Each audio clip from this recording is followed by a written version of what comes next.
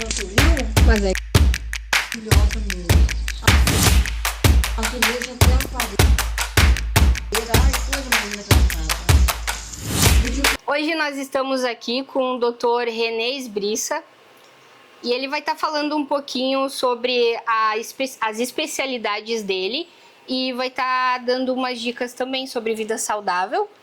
Bom, o meu nome é René Esbriça, né? Então sou médico, trabalho aí nessa área mais focada em saúde preventiva, estilo de vida, essa parte mais de envelhecimento saudável, há mais ou menos aí uns 6 a 8 anos, né?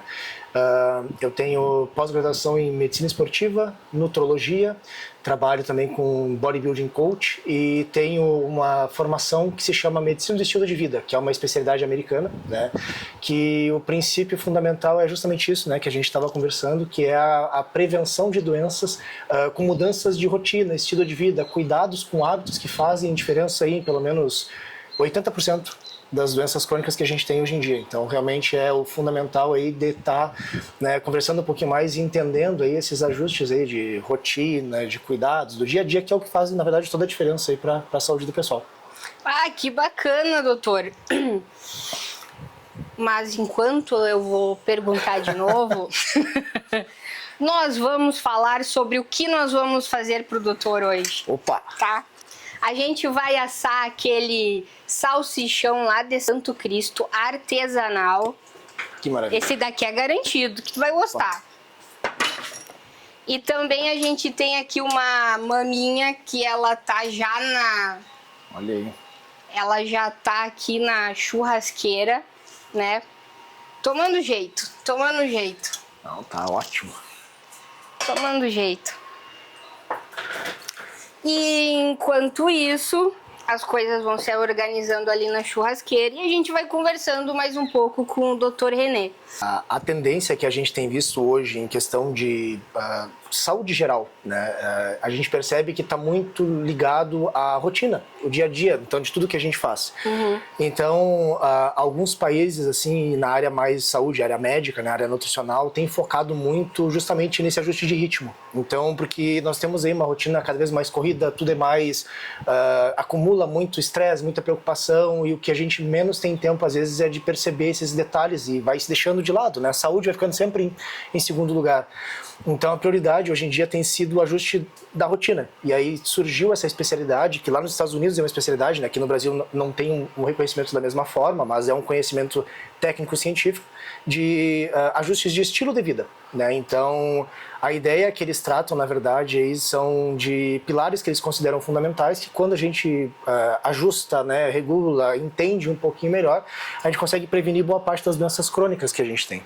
Então isso tanto na área médica, área nutricional, e na verdade isso pode também ser expandido para várias áreas, diversas áreas, né? Porque a ideia de saúde hoje em dia ela realmente se torna cada vez mais multidisciplinar. Então sempre é interessante a gente ter áreas da saúde que se conversam. E a ideia é que a gente consiga sempre abordar a pessoa ali como um todo. E é isso cada vez mais visto assim, nessas áreas de saúde. Então, quando a gente tem ali rotinas de qualidade, às vezes, de sono, de alimentação, ritmo de exercício físico, quando a gente tem, assim, às vezes, essa parte de cuidado com a saúde mental, hobbies, a gente percebe que isso faz uma diferença absurda e isso, às vezes, ajuda boa parte da população que a gente não precisa ter, muitas vezes, aí um adoecimento, um tratamento, às vezes, crônico por doenças que poderiam ter sido preveníveis, né? Então, a dica, hoje em dia, para quem está começando essa área, eu acho que é muito legal, é entender que a tendência cada vez mais é a gente tentar buscar uma prevenção baseado em rotina, né, em dia a dia. E é uma coisa, na verdade, muito mais barata, digamos assim, às vezes, do que esperar, né, surgir algum adoecimento e ter que ficar daí com medicamentos de forma crônica, né? Então isso que é o mais interessante. Acho que seria bem bacana de tu tá colocando algumas coisas que podem ajudar na rotina de uma alimentação saudável que venha trazer uma melhor qualidade de vida. Perfeito. Eu acho que isso é uma das perguntas mais importantes assim quando a gente fala de saúde, né, e de prevenção principalmente, porque primeira coisa, inclusive assim, quando eu recebo um paciente em consultório, a maior preocupação é já me sentir, tá, qual é a dieta que eu tenho que fazer? E na verdade assim, claro que é importante ter uma alimentação regrada, né? E a alimentação regrada é muito mais do que restrição. É sobre saber fazer as escolhas em quantidades, proporções corretas, na hora correta. Então a gente só pensa em excluir grupos alimentares ou tipos de alimento se aquilo realmente, comprovadamente faz mal para a pessoa. Então, e é muito mais do que às vezes simplesmente uma percepção, eu tomei, sei lá, leite e me senti estufado. Às vezes pode ser que seja uma intolerância à lactose, às vezes pode ser uma desbiose intestinal, às vezes pode ser algum outro fator acontecendo e a gente às vezes acha que está resolvendo, mas está só mascarando de alguma forma. Então, quando a gente fala hoje em dia em boa qualidade de alimentos, a gente sabe que os alimentos ultraprocessados, por exemplo, eles não são saudáveis, claro que não. Mas o fato de ter que ser extremamente restritivo com isso também não é necessariamente saudável, né? Porque a gente tem que entender que as grandes restrições em rotina, em alimentação, em ritmo, elas só são necessárias quando existe uma necessidade clínica. Então, se eu consumir tal produto realmente vai me fazer mal. Bom, então a gente tem que realmente restringir de alguma forma. Agora, se não for dessa maneira, a gente sempre tem que tentar entender o que é o equilíbrio. O que a pessoa consegue fazer de consumo daquele tipo de alimento que seja dentro de uma proporção que não vai fazer mal para ela. Porque muitas vezes quando a gente faz essas exclusões e restrições de forma desnecessária, acaba que a pessoa se sente frustrada, né? Uma das coisas mais importantes que a gente vê com a parte da alimentação é que o alimento, para nós, ele tem um componente emocional muito grande. Ele tem um conforto muito grande. Ele é um vínculo social. Estamos fazendo aqui um churrasco para conseguir falar sobre alguma coisa, então ela nos dá um vínculo, uma união, nos facilita, ele é um facilitador. Então, quando a gente tira alguma coisa de alimentos da nossa rotina, é quase como uma punição. É uma restrição de forma não só em grupo, mas também do significado emocional que tem naquilo ali. Então, às vezes, afeta muito mais negativamente a gente tirar totalmente o alimento de uma pessoa do que simplesmente a gente pegar e fazer um controle melhor. Então, de repente, uma vez por semana, tal alimento pode, 2 vezes, ou todo dia em quantidade pequena. Então, às vezes é muito mais fácil, a pessoa se sente muito menos agredida, fica muito menos entristecida ou se sentindo punida por aquilo. E aí acaba conseguindo manter por muito mais tempo. Porque quando a gente fala em saúde hoje em dia, justamente não é a gente se privar das coisas, é a gente entender o que está fora do prumo para conseguir voltar a se organizar. E quando a gente organiza melhor as escolhas e a rotina, a saúde ela automaticamente volta a ficar equilibrada. Então a gente só não consegue reequilibrar doenças, mas até lá tem um espaço muito grande de intervalo entre a gente estar saudável, sem nenhuma doença diagnosticada e um diagnóstico de doença propriamente dito. Então as doenças preveníveis, pelo menos, elas passam por um período de latência que é um desequilíbrio que às vezes pode durar anos e a gente sempre sente que tem alguma coisa errada.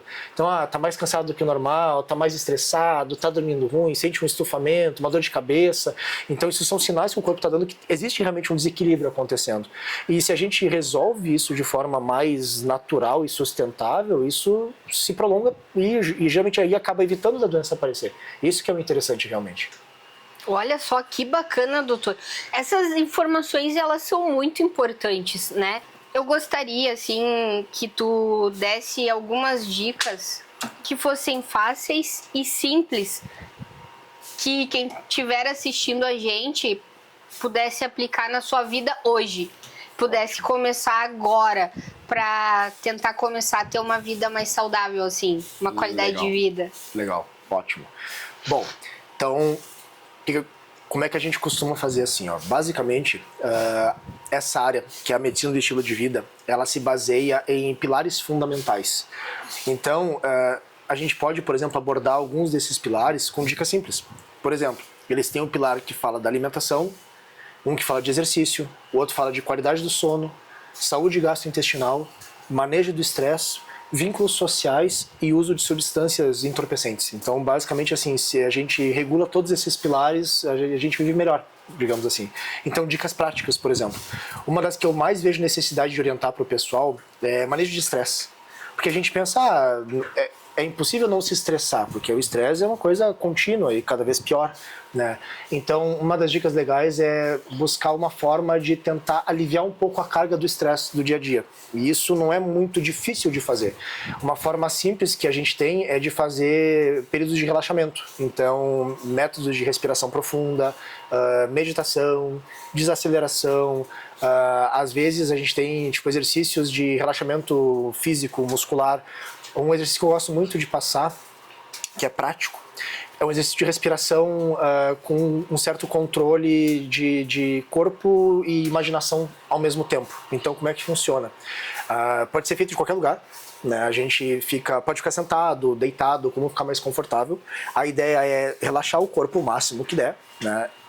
Fechar os olhos, e aí a gente vai fazer um exercício cuidando, observando a respiração. Então observa o ar saindo, o ar entrando, e aí tenta relaxar um pouquinho com aquilo ali.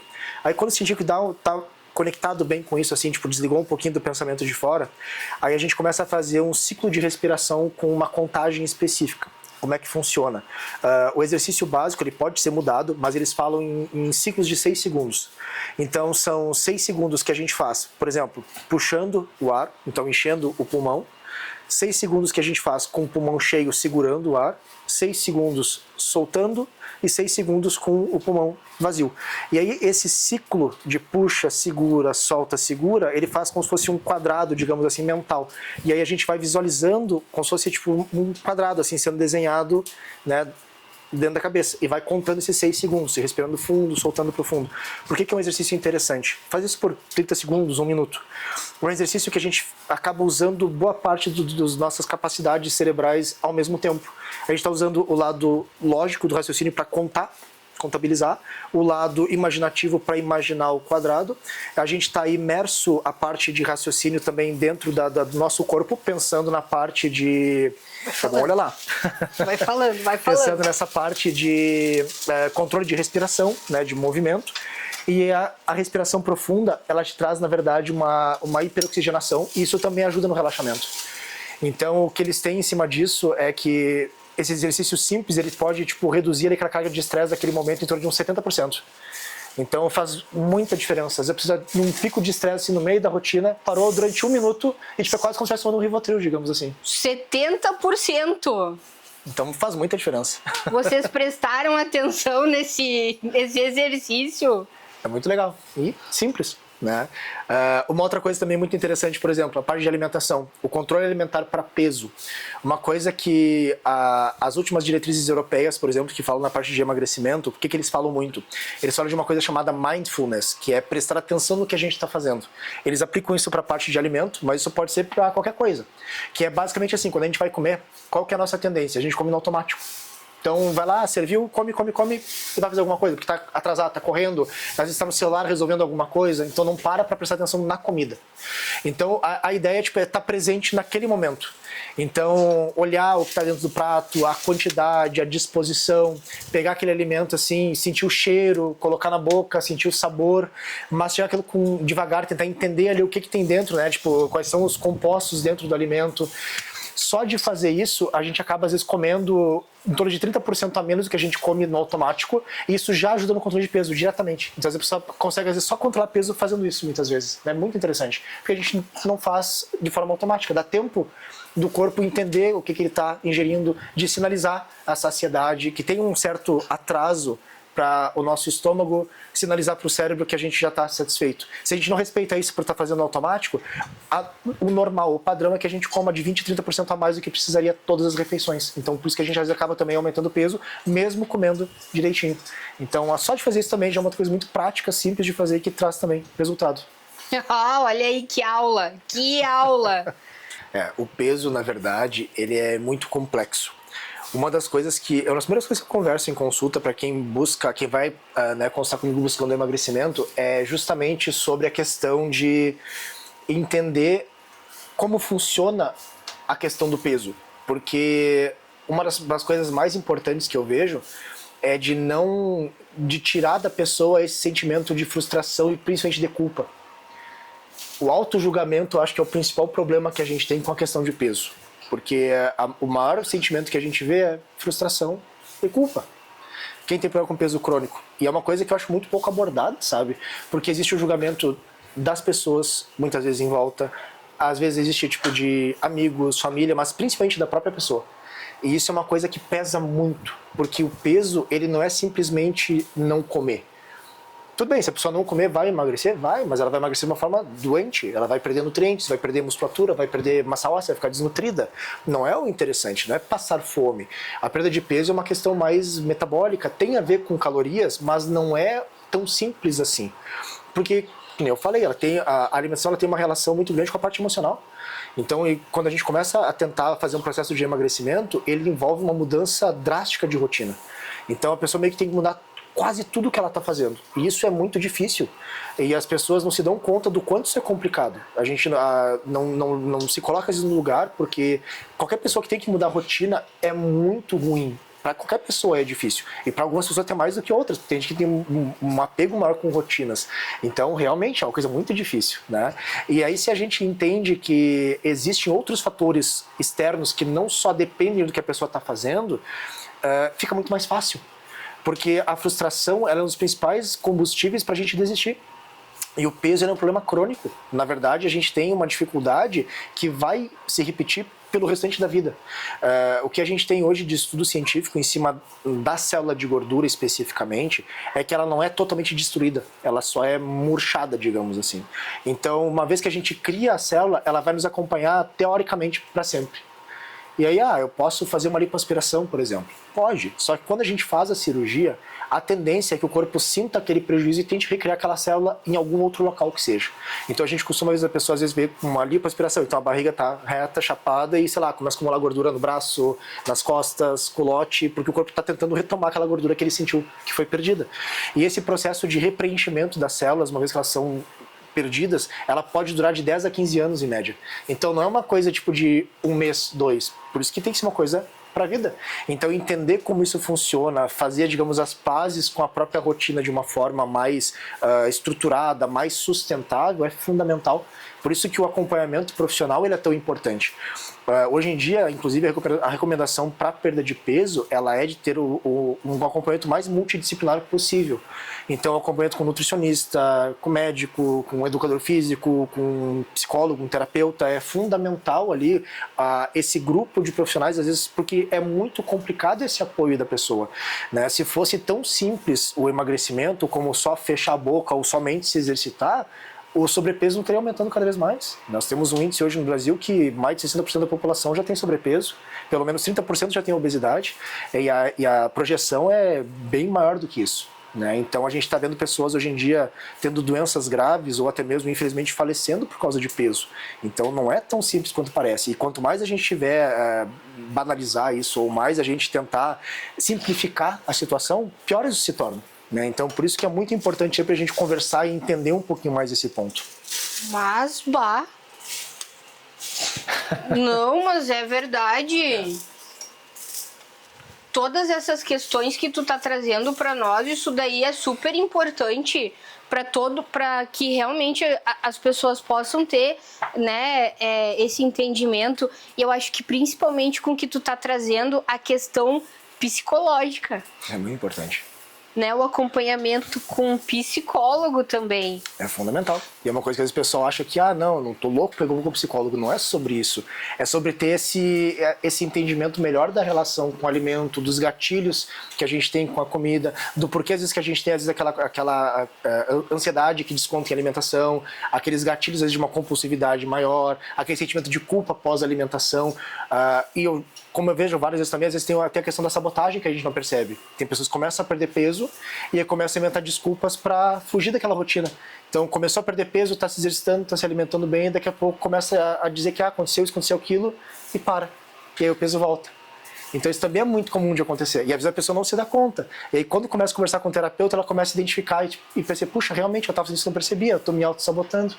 Então, por que isso está acontecendo? Então, por isso que eu digo, é muito mais complexo do que simplesmente dieta e exercício, né? Super! Meio que me identifiquei nessa fala aí.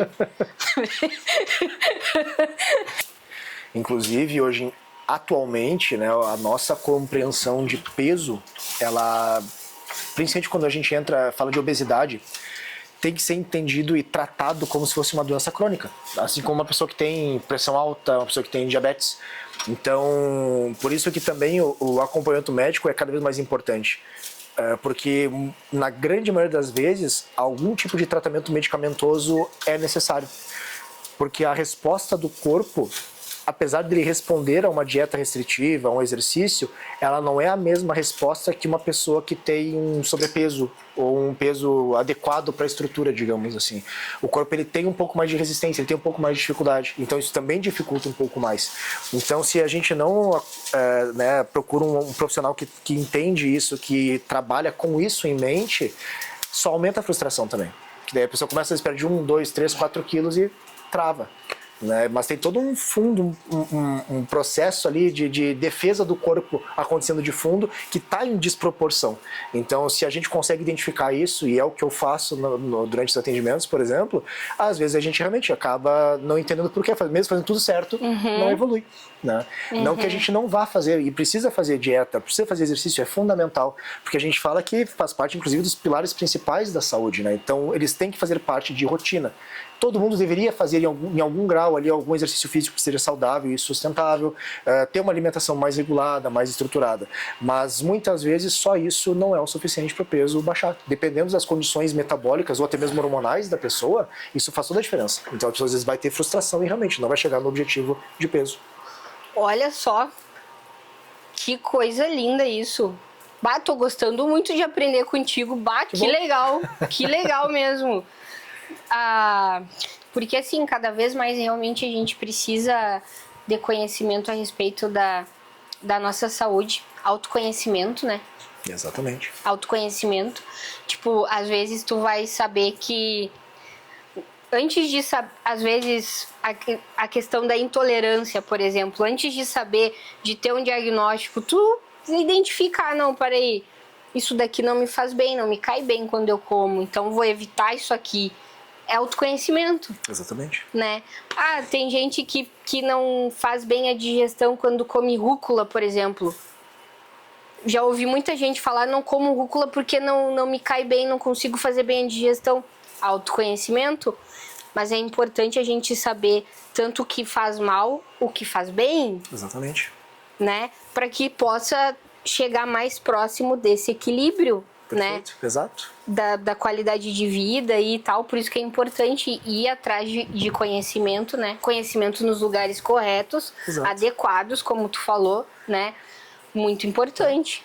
Tanto que, assim, a abordagem que eu tenho hoje em consultório, né? O jeito que eu lido com o atendimento, o jeito que eu encaminho, né, as minhas consultas, ela é baseado numa estratégia que eu desenvolvi justamente pensando nisso. Tanto que eu digo que eu chamo de o despertar real da saúde, porque é justamente sobre isso. É trazer esse despertar de autoconhecimento, a pessoa parar de ficar naquele adormecimento ali de achar que são coisas que tá além do controle dela, ou que tipo, ela não percebe que tá fazendo mal para ela e ela tá constantemente, às vezes, se auto-prejudicando. Então, quando ela chega lá para mim e eu tento trazer justamente a informação para ela, eu tento mostrar o que tá acontecendo. Então, através de exames, né, através de avaliações, através dessa conversa, né, identifico ali rotina e eu vou mostrando o que está acontecendo. A pessoa entende, ela se conhece. E isso faz toda a diferença. Quando a gente consegue entender o que está acontecendo com a gente e como o nosso corpo responde, fica muito mais fácil e faz muito mais sentido a gente fazer um tipo de tratamento ou mudar alguma rotina. Porque eu acho que essa ideia de trazer um tratamento que seja, digamos, um comando, vem de baixo para cima, uma ordem, digamos assim, sem a compreensão adequada, hoje em dia já não serve mais. Porque nós temos hoje em dia uma disponibilidade tão grande de ferramentas, né, da parte digital, né, seja ali por informações em redes sociais, inteligência artificial, por exemplo, que se a gente não traz sentido para aquilo que a gente está fazendo, traz uma humanização para aquilo que a gente está fazendo, se perde, não tem sentido, a pessoa não vai aderir àquilo da mesma forma. Né? Então, realmente, para mim, eu acho fundamental, o autoconhecimento é a palavra-chave, eu acho a coisa mais importante que tem para a gente se tornar mais saudável, mais consciente do nosso corpo. Perfeito! É exatamente sobre isso, sobre essas coisas aí, do autoconhecimento para tudo, né, hoje em dia. E outra coisa que eu acho muito interessante é que tu fala muito dessas coisas do equilíbrio da mente, né? Agora a gente vem com autoconhecimento, que é muito bacana, porque tu precisa realmente estar com os pilares aí em equilíbrio, né? A gente precisa estar cuidando da nossa saúde, da nossa mente, do nosso lado espiritual, né? A gente precisa estar realmente alinhado. E a saúde, ela é uma coisa fundamental. Então, agora, doutor... Chegou o momento esperado. Vamos! Já que a gente tá falando tanto de comida... Ah...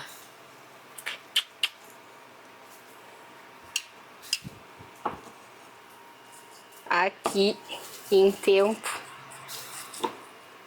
Olha que maravilha. Então, o cheiro tá aqui, ó, maravilhoso. fica à vontade. Tu quer Não sei, geralmente as pessoas aqui comem direto na tábua. Não, essa é a ideia.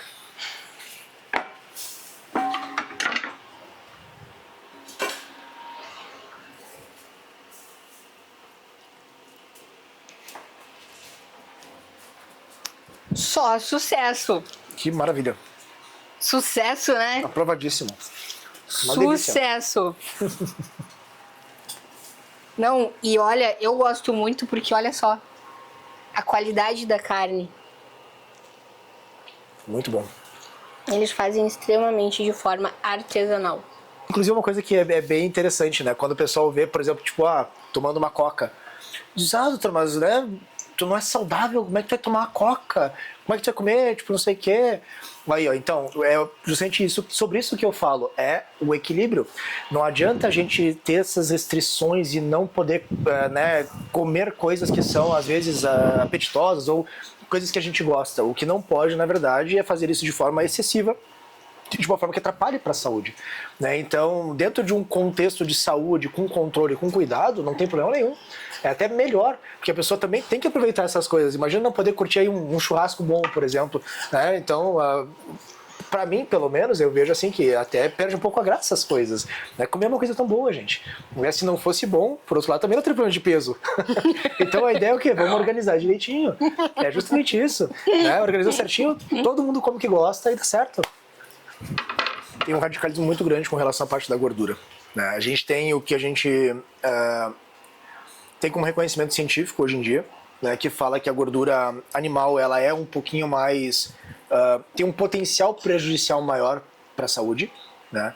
Enquanto às vezes a gordura vegetal teoricamente é um pouco mais seguro do ponto de vista cardiovascular, principalmente, por questão de saturação da gordura, né? Então a gordura animal ela é mais tem um potencial maior de criar ali alterações na questão de acúmulo de gordura em artérias, esse tipo de coisa, é mais heterogênica, como eles falam, né? Mas na verdade, quando a gente fala para rotina no geral, o ideal é, se for feito com moderação, mais uma vez, não tem problema.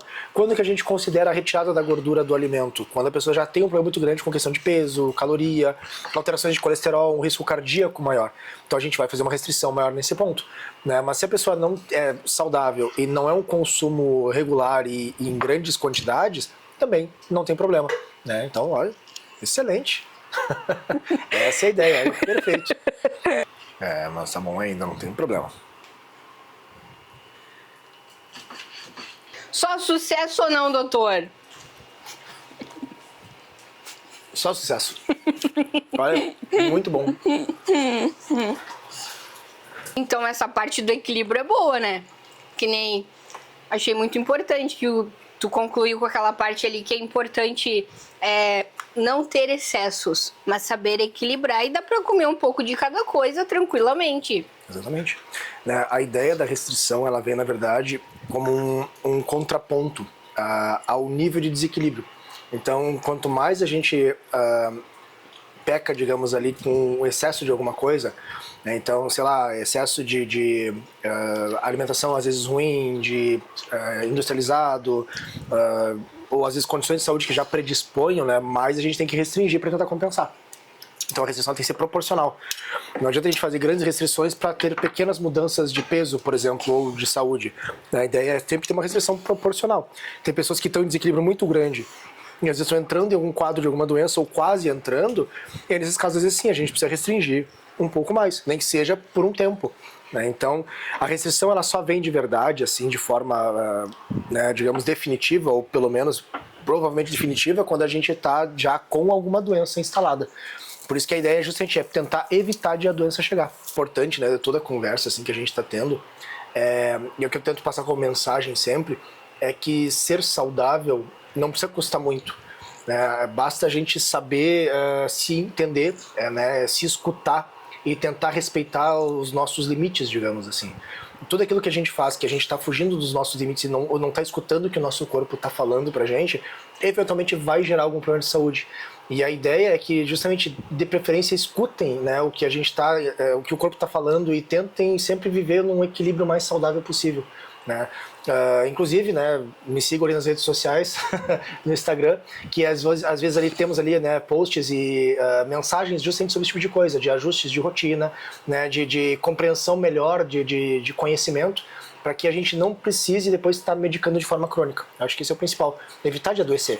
Né? E claro, se estivermos entrando em um quadro de doença, tudo bem, precisamos às vezes entrar com uma medicação, mas sempre que possível tente evitar, e a rotina é fundamental para isso. Até para que a gente possa estar comendo o nosso churrasquinho aqui de boas e tá tudo bem, né? Se tiver dentro das nossas condições de saúde, né? Que fazer parte aí da nossa vida, o churrasquinho ali, tranquilo, né, doutor? Sem dúvida nenhuma. Isso aí. Muito obrigada, doutor, pela sua presença. Foi uma conversa muito enriquecedora, realmente. Acredito que muitas pessoas vão poder utilizar várias das dicas que tu ensinou aqui hoje e compartilhou conosco, né? Porque realmente a qualidade de vida ela é primordial, né? Sem dúvida nenhuma. Agradeço aí o convite, né? E que precisarem aí, fico à disposição, né? Então, sempre temos os meus contatos em rede social, então qualquer coisinha, né? Só me chamar. Aí. Né, quem tiver interesse, eu criei uma ferramenta, uma paginazinha simples, que existe um link no meu Instagram, né, que redireciona para uma página que a gente pode fazer ali um questionáriozinho simples com algumas perguntas que tem a ver com rotina. E ele é uma ferramenta que foi baseada justamente nesses pilares que eu comentei da medicina do estilo de vida. Então a pessoa vai ali, preenche ali, demora mais ou menos uns 4, 5 minutinhos e ela te dá um planejamento simples assim de ajustes de rotina, de forma incremental, de forma gradual, que vão ajudar a corrigir partes das falhas que são percebidas ali com aquele questionário. Né? Obviamente não substitui uma consulta, né, capacitada de um profissional, mas às vezes para quem quer ter uma noção, assim, ter uma ideia ali de quais os pontos que seriam interessantes de tentar abordar ou melhorar um pouquinho mais da própria rotina, essa ferramenta aí acaba sendo bem interessante. É uma página ali de uso gratuito, então o link fica disponível ali no meu Instagram, para quem quiser. Muito obrigada, doutor. Mais alguma consideração? Não, só agradecer aí por tudo. Então tá. Muito obrigada, doutor. Muito sucesso aí na sua carreira, né? Que tu possa continuar inspirando tantas vidas a terem uma qualidade de vida melhor, né? E compartilhando esse conhecimento, né? Essas orientações aí por meio das suas redes sociais, né? Porque são coisas realmente muito importantes. E é isso daí, então. Tchau, tchau.